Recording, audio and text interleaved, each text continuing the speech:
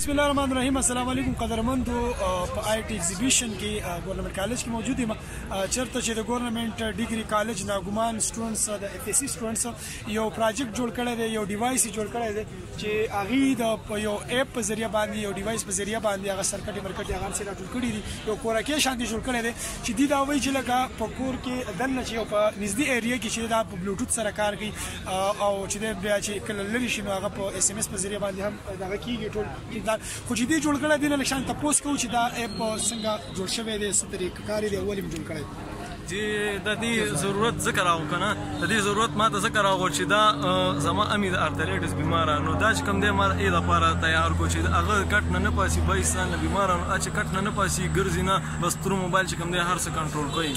او دا چې کوم دی دا ما چې کوم دی پرنسپل صاحب ته پرنسپل صاحب ما چې کوم دی هر څه فیسیلیټي راکړو، ما چې کوم دی هغه خواب چې کوم دی که نه ایله شکل ورکړو.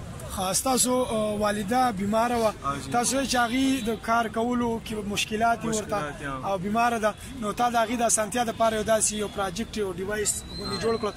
نو دا څه کار کوي، څه طریقې سره کېږي؟ دا چې کوم دی دا جی ایس ایم سیسټم دی او بلوټوث سیسټم هم دی دی کې دا ترو موبایل چې کوم دی هر څه مونږ ترو موبایل چې کوم دی هر څه مونږ کنټرول کولی شو.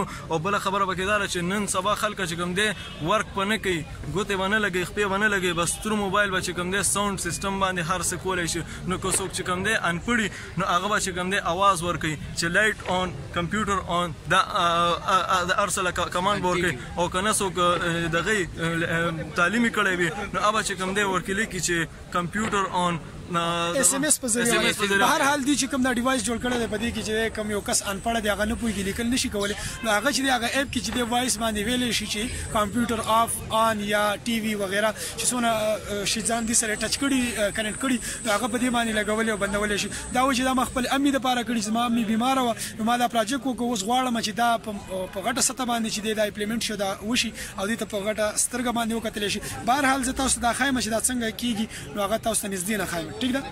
کوم ډیوایس کوم پروجیکټ جوړ کړی دی نو هغه موږ تاسو ته پریکټیکلي اوس ښایو.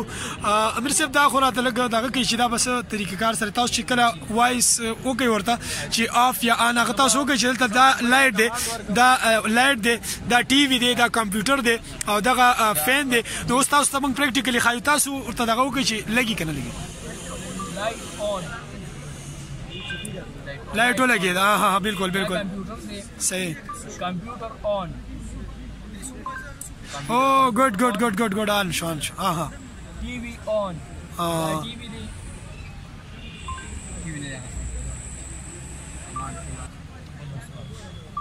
TV on. بلوغه خیر دی. ان شاء ټي وي مان شو، ټي وي ان شو. اوازونه زیات دي نو بیا چې دغه کېږي ښه ټي وي مان شو نو نور څه پکې ښه. دا واپس آف. دا تاسو آف کړئ، تاسو ته دغه وکړئ لایټ آف. لګېدلی دی، اوس هم لګېدلی دی. لایټ آف. مختلف آف. بند شو بالکل بند شو.